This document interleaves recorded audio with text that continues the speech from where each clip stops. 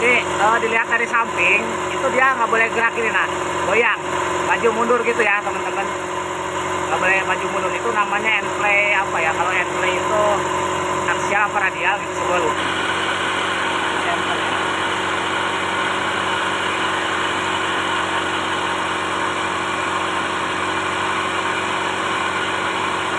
Oke ya, ini masih ambil oke ya, masih oke. Jadi posisi ini dengan ini memang beda. Kalau ini kan kalau temen tekan tuh berat ya, kalau ini agak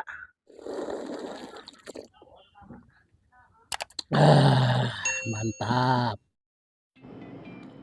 Teman-teman, jadi kita di sini akan memeriksa timing bell ya. Ini sangat penting, apalagi teman-teman baru membeli unit Starlet bekas ya. Wajib ini segera lakukan pemeriksaan. Ini hanya 5 menit lah sebenarnya ya, 5 atau 10 menit. Ini cuma ngelepas 3 baut doang. Jadi di dalam cover ini itu ada bell ya, namanya timing bell. Sebenarnya kalau teknologinya dia, jadi ada bell itu fungsinya untuk nanti ke klep ya, ke palep, pergerakan palep intake exhaust gitu ya. Itu fungsinya dari timing bell gitu ya teman-teman. Nanti timing bell itu memutar apa ya, noken as atau camshaft ya umumnya. Nanti di mobil biasanya ada dua, ada timing bell, ada chain bell ya. Chain itu dia menggunakan rantai, kalau Starlet ini masih menggunakan timing bell gitu. Nah sementara kalau yang di diesel dia biasanya menggunakan push rod ya. Jadi masing-masing valve itu ada push rodnya. Jadi kalau, nah ini sorry, ini kuncinya kunci pakai gunakan kunci 10 pas ring ya, atau soket bisa. Jadi ada 3 baut teman-teman covernya. Nah kita udah lepas, nah, sekarang kita lepas covernya ya. Tadi bautnya udah kita lepas. Ini agak ditarik bawah miring. Nah di bawahnya sebenarnya ada 2 cover, cover atas sama cover bawah. Nah cover bawah kalau ngelepasnya agak susah. Nantilah ya kalau kita ganti timing bell ya harus diganti cover bawah, karena harus itu puli tuh, ada puli tuh. Jadi ribet lah. Nah cuma konten kita kan hari ini cuma mau memeriksa timing bell ya, perlahan. Nah oke, ini kondisinya teman-teman nih Continental ya. Nah ini covernya juga, ini kondisi covernya ini kayaknya masih genuine ya teman-teman. Tuh ada part numbernya di dalam. Ini bagus ya, tidak tergores tuh, mulus, tidak tersentuh gitu, tidak bergesekan. Jadi ini aman, ini bagian pemeriksaan juga ya, tidak pecah. Oke, kita lihat ini untuk timing bellnya. Nah ini kondisinya teman-teman ya. Nah pastikan pertama bagian atas ini tidak ada retak ya, baik itu retak kasar atau retak halus. Ini kalau gua cek sini kayaknya masih baru ya, kemungkinan kemarin baru diganti sama dia. Kemudian perhatikan juga bagian dalamnya. Nah jadi di bagian dalam ini harusnya kering ya, tidak ada oli. Jadi kemarin ada bilang, bang ini harus ada olinya bang, enggak, ini kering ya. Kalau di sini ada olinya, justru kemungkinan seal crankshaftnya udah aus, udah rusak, harus diganti. Jadi ini nggak boleh ada oli ya teman-teman, perhatikan itu.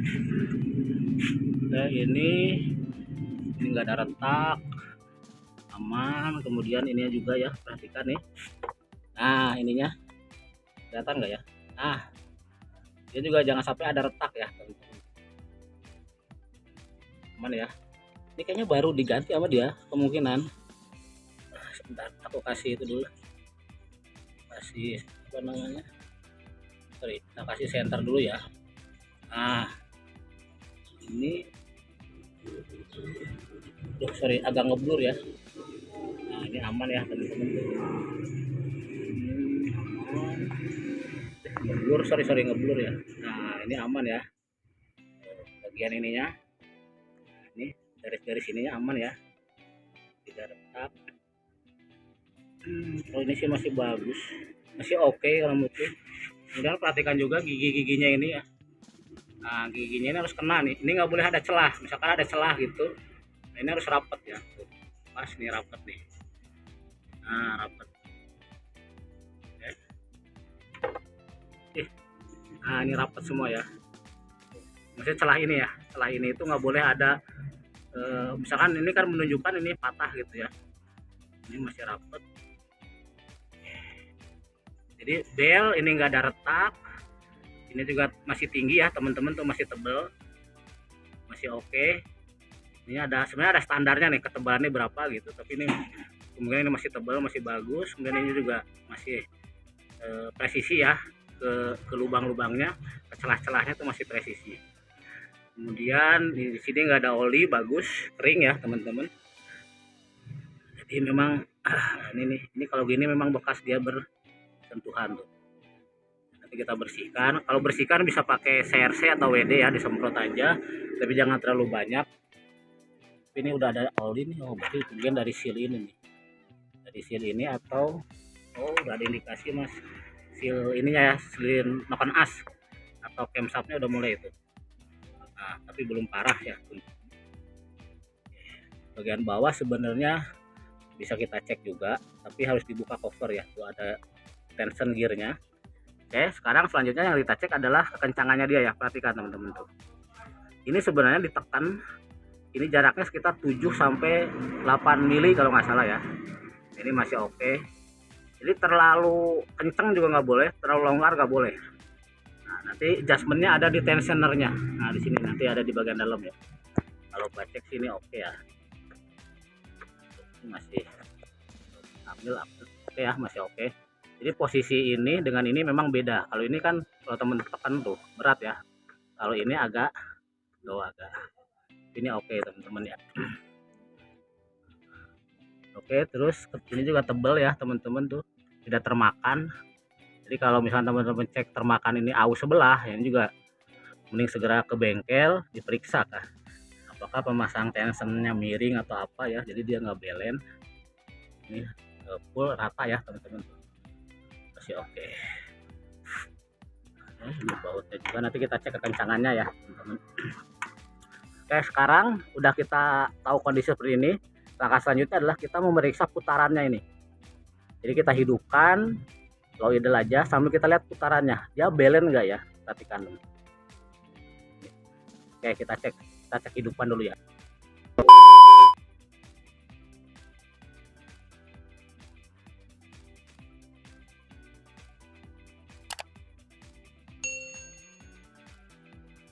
Nah, sama di sini juga lihat ya, putarannya ya seimbang ya. Ini masih oke ya teman-teman ya, kalau menurutku masih oke. Jadi dilihat dari samping itu dia nggak boleh gerak ini, nah goyang, maju mundur gitu ya teman-teman, nggak boleh maju mundur. Itu namanya end-play apa ya, kalau end-play itu aksial apa radial gitu, gue lupa. Jadi nggak boleh maju mundur gini. Nah tuh, ini tetap satu titik ya, berarti ini normal ini. Nah, ini kalau misalkan dia di titik tengah begini, nggak ada indikasi ya. Terus belnya juga aman ya. Nah,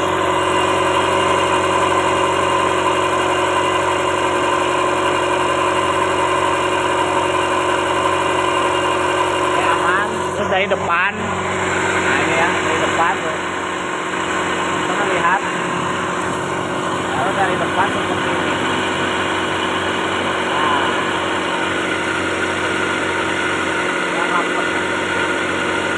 Dia nggak oblak ke kanan, center ya.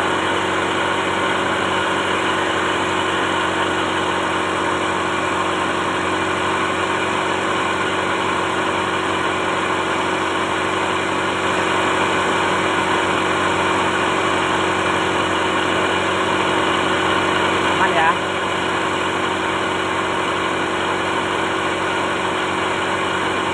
Oke, masih aman ini, karena kalau kita tidak ngecek panbel, ini engine bisa turun mesin. Bisa turun mesin teman-teman ya. Biayanya bisa jutaan lah, 8 juta tergantung kerusakannya. Tapi kalau teman cek seperti ini, kemudian panbelnya udah ada indikasi, bukan panbel, timing belnya udah ada indikasi, kita bawa ke bengkel diganti ya. Kemungkinan kalau spare part di bengkel 1,1 jutaan lah ya, 1 juta sampai 2 juta lah. Tapi kalau teman-teman bawa part sendiri, biasanya ongkosnya ya ada 500, ada 400 tergantung bengkelnya. Tapi kalau ini sampai putus di jalan, udah nggak bisa diapa-apain, harus di towing. Rugi biaya, rugi segala macam ya. Dan engine-nya pun pasti turun mesin. Entah itu valve-nya problem, entah itu karena pistonnya yang jebol atau yang lain. Ya, sorry teman-teman karena kesalahan teknis. Jadi kamera utamanya tidak bisa ngerekam suara ya. Aduh, ada-ada aja. Jadi kita lanjutkan. Ini pemeriksaan ya teman-teman. Jadi hati-hati pada saat ini engine hidup. Karena dia berputar ya. Jangan sampai ada benda masuk ke dalam gitu. Dari kita juga hindari karena bisa kejepit. Nanti insiden ya teman-teman. Oke, di sini perhatikan balancing ya. Putarannya itu harus balance ya, seimbang itu. Jangan sampai oblak-oblak. Putaran gear timingnya atau belnya perhatikan, ini putaran low idle agak tinggi sedikit sih teman-teman ya. Lihat putarannya mungkin 1300 rpm lah ini, karena itu apa namanya kita taikin sedikit ya gasnya. Nah, lihat perhatikan ini kalau udah seimbang gini, ini berarti kondisi bagus ya. Jadi selain memeriksa kondisi bel tadi, keretakan, keausan, terus kekencangan, nah kita periksa juga putarannya ini. Nah, kalau dilihat dari ini kan stabil teman-teman ya, putarannya enak, stabil. Nanti teman-teman kalau misalkan berani gitu ya, itu nanti bisa kita cek pada saat putaran tinggi, kita gasnya kita tinggiin sesaat aja teman-teman ya. Nanti kita akan lihat itu kalau gasnya kita tinggiin, bel bawahnya agak bergerak, agak oblak, bukan oblak sih, agak bergerak ya, itu namanya bel, fungsi bel itu teman-teman. Jadi nah ini kita perhatikan teman-teman, kalau misalkan ini tidak kita cek, kemudian Anda di jalan dan biasanya langsung mati lah, langsung gerak mati gitu ya, engine bel putus udah nggak bisa diapa-apain, harus ditowing dan biayanya pun bisa berapa kali lipat ya, bisa sampai 8 juta atau bahkan mungkin 10 juta lebih ya, kurang lebih segitu, tergantung nanti kerusakannya. Karena kalau timing belnya putus pada saat putaran tinggi ya, rata-rata palepnya pasti ada yang bengkok, entah intake atau exhaust, ataupun misalkan parah-parahnya pistonnya juga bolong, jebol atau retak, jadi harus ganti piston, harus ganti apa namanya palep ya. Nah, belum lagi ganti bel, belum yang lainnya. Jadi banyak ya teman-teman apa namanya masalahnya banyak lah. Kalau teman-teman ganti bel doang kayak gini nih, kita cek, oh Pak belnya udah dikasih, datang ke bengkel, nanti biayanya tergantung dari spare part ya. Kalau spare partnya dari mereka biasanya di kisaran 1,5 juta sampai 2 juta. Misalkan belnya dari mereka, tensionnya dari mereka, ongkos pasangnya mereka kan, ya mungkin 1,5 lah rata-rata. Tergantung nanti dari bel yang digunakan sama tension, pulley tensionnya yang digunakan apakah original atau apa gitu ya. Ini yang saya cek yang di kontinen punya saya, Contitech ini itu harganya 200 sampai 300 ribuan doang. Sebenarnya ada dua yang bagus ya, yaitu merek Toyota. Nah ini plat numbernya teman-teman. Itu kalau saya cek di online harganya 700, kurang lebih 700 ribu ya, bel itu. Jadi terus ada Sun juga di harga 400-an ya, macam-macam, ada Mitsubishi ya teman-teman. Jadi kalau biaya misalkan 1,5 juta worth it ya kalau menurut gua, maksudnya worth it dibanding harus dengan overall engine yang bisa sampai 10 juta lebih gitu. Nah ini kita matikan. Nah, ini kondisinya teman-teman ya, tidak ada oli yang bercipratan, berarti kan oke teman-teman. Kalau ada oli bercipratan ya mau nggak mau ya segera schedulekan untuk penggantian seal krennya ya, crankshaft, seal crankshaft atau seal kruk as. Nah, ini. Oke, setelah kita cek bagus, jangan lupa kita persiap kencangan ya, nutnya kita cek sekalian aja. Ini pakai kunci 14 aja. Oke, ini kencang teman-teman ya, jangan sampai longgar. Karena kalau longgar ya repot juga. Jadi sekalian lah, sekalian kita buka ini, cek sekalian kita kencangkan ya, yang bisa kita kencangkan. Ini udah oke, baru kita akan tutup ya teman-teman untuk penutupnya ini.